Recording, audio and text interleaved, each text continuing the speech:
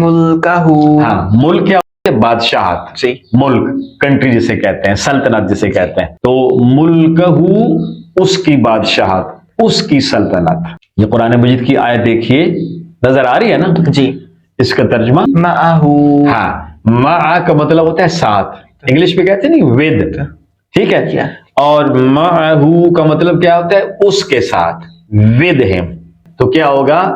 जो अच्छी हालत वाला है, जो मूसे है, इस्तिताअत वाला है, उसे उसकी हालत के मुताबिक, उसकी कदर के मुताबिक, और जो गरीब हालत वाला है उसे उसकी हालत के मुताबिक। अब फा का मतलब क्या हुआ? बस युदाइफु, वो इजाफा करता है, वो इंक्रीज करता है, वो डबल करता है, वो बढ़ाता है। उर्दू में पढ़ता है लफ्ज इजाफा, तो ये वही है। बड़ी कुशादगी अता फरमाई है। तो ये है माना, ज़ादहू उसे ज़्यादा किया है, उसे वसअत दी है, उसे कुशादगी अता फरमाई है। और तलकीन करते हुए दाऊद अलैहिस्सलाम का हवाला दे रहे हैं, उनका जिक्र कर रहे हैं। तो अल्लाह फरमाते हैं, ए मेरे पैगम्बर, ये लोग जो कुछ कहते हैं उस पर सब्र करो। फहस्बुहू। हाँ, हमने शुरू में पढ़ा ना, हस्बी, हस्बी रब्बी जल्ल, याद है ना? जी। हस्बु काफी होना, हस्बुहू क्या? उससे काफ़ी है, पस उससे काफ़ी है। अब क्या? व इज़ा क़ील लहू, जब उस शख्स से कहा जाता है इत्तक़िल्लाह, कि तू अल्लाह से डर। सूरा अल बकरा की आयत नंबर 206, जिसमें ये लफ्ज़, ये फ्रेज़ फ़हस्बुहू मौजूद है। इसका सही मफ़हूम समझने के लिए हमें इससे पिछले वाली दोनों आयत को भी समझना होगा, यानी आयत 204 और 205 भी, ताकि इस आयत का सही मफ़हूम वाज़े हो सके। ये तीनों आयत इस वक्त आपके सामने हैं। आइए इसका तर्जुमा, इसका मफ़हूम समझने की कोशिश करते हैं।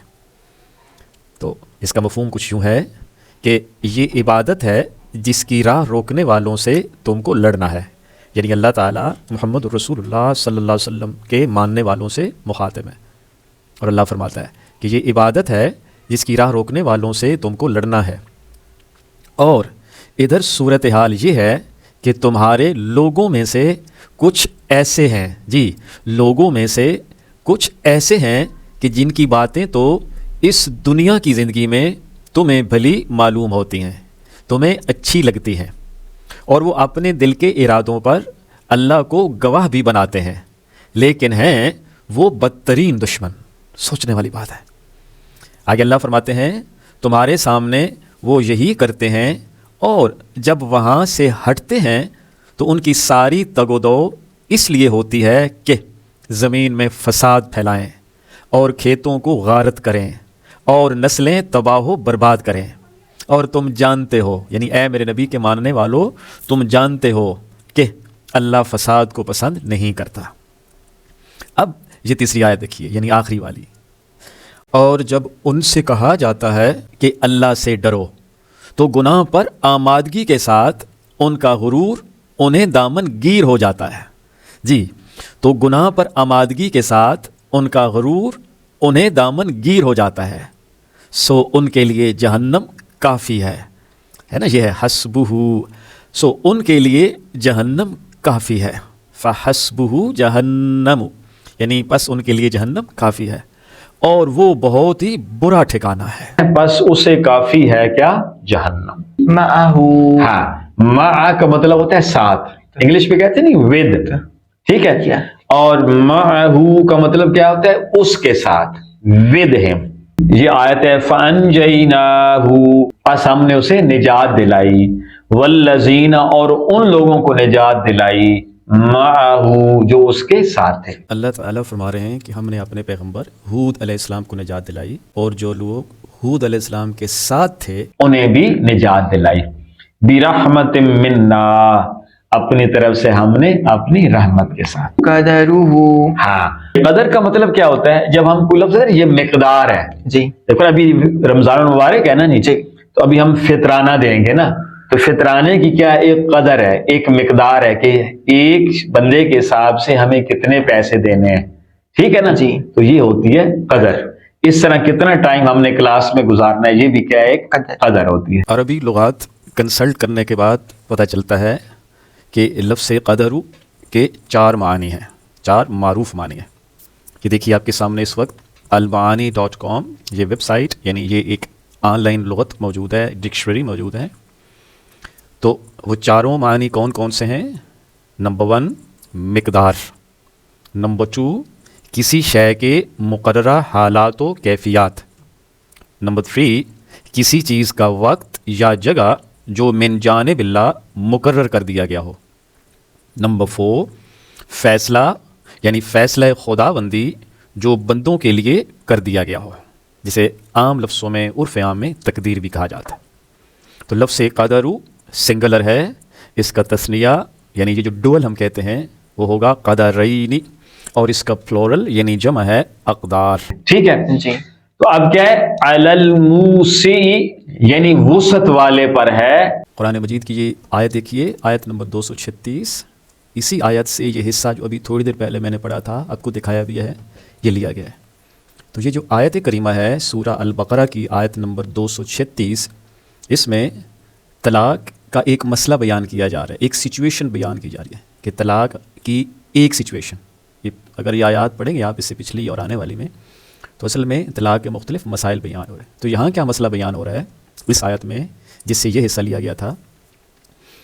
اس آیت کا ترجمہ کچھ یوں ہے، اور اگر تم عورتوں کو اس صورت میں طلاق دو، یعنی صورت یاد رکھیے، ایک کانٹیکسٹ ہے، ایک سچویشن ہے، ایک حالت ہے، اس صورت میں طلاق دو کہ تم نے انہیں ہاتھ نہیں لگایا یا ان کا مہر مقرر نہیں کیا، تو مہر کے معاملے میں تم پر کچھ گناہ نہیں ہے، مگر یہ تو لازماً ہونا چاہیے کہ دستور کے مطابق انہیں کچھ سامان زندگی دے کر رخصت کرو، یا انہیں کچھ سامان زندگی دے کر رخصت کرو، اچھی حالت والے اپنی حالت کے مطابق اور غریب اپنی حالت کے مطابق۔ تو یہ تھا کانٹیکسٹ۔ یہ حق ہے ان پر جو احسان کا رویہ اختیار کرنے والے ہوں۔ آئی ہوپ کہ آپ نے اس آیت کا کانٹیکسٹ سمجھ لیا ہوگا۔ تو کیا ہوگا؟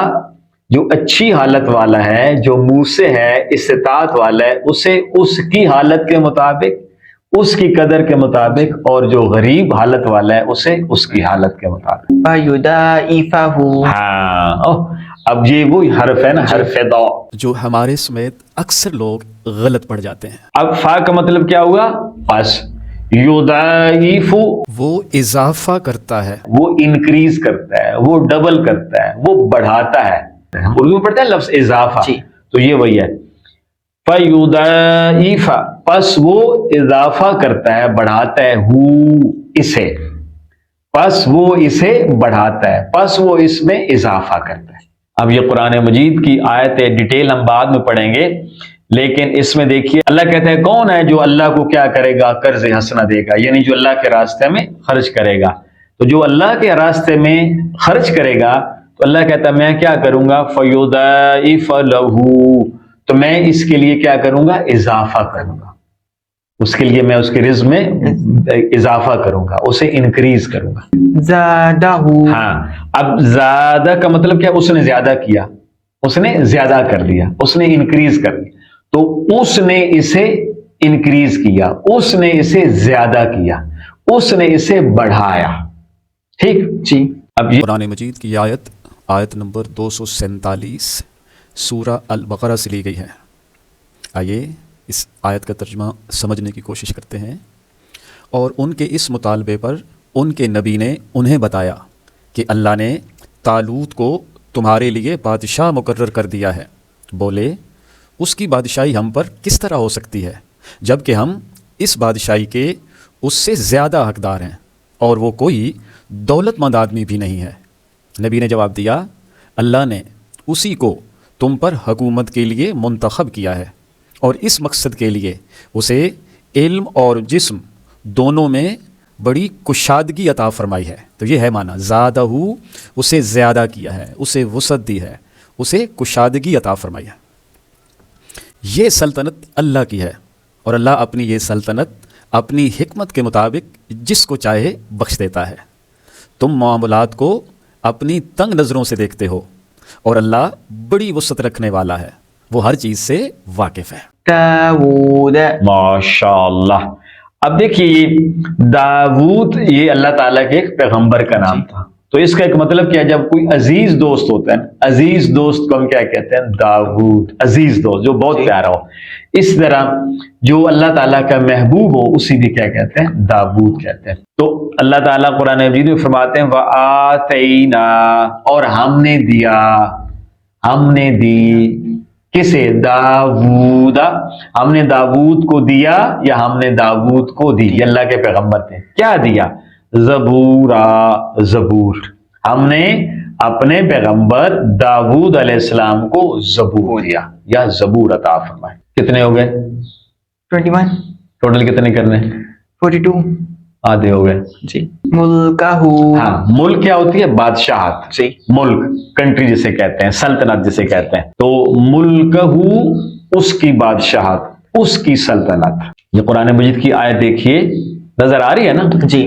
اس کا ترجمہ اس کے اصل کانٹیکس کی روشنی میں، کانٹیکس کیا ہے یہ دیکھیے، سورہ صاد کی آیات نمبر 17 تا 20، یہ جو 20ویں آیت ہے اس کا ترجمہ سمجھنے کے لیے اس کا کانٹیکس دیکھیے۔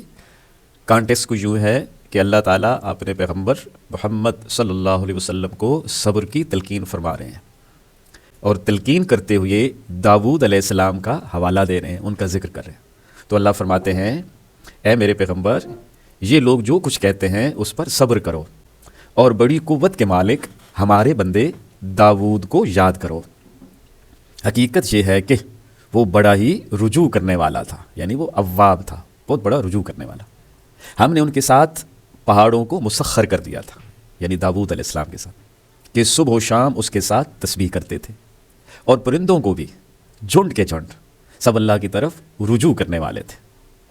ہم نے اس کی سلطنت مضبوط کر دی تھی، یعنی داود علیہ السلام کی، اس کو حکمت عطا کی تھی، یعنی داود علیہ السلام کو، اور نزاعات میں یعنی جھگڑوں میں، کلیشز میں اور نزاعات میں فیصلہ کن بات کہنے کی صلاحیت بخشی تھی۔ تو یہ تھی آیت وَشَدَدْنَا مُلْكَهُ وَآتَيْنَاهُ الْحِكْمَةَ وَفَصْلَ الْخِطَابِ۔ جاوزہ، ماشاء اللہ۔ اب یہ لفظ کیا ہے؟ جاوزہ۔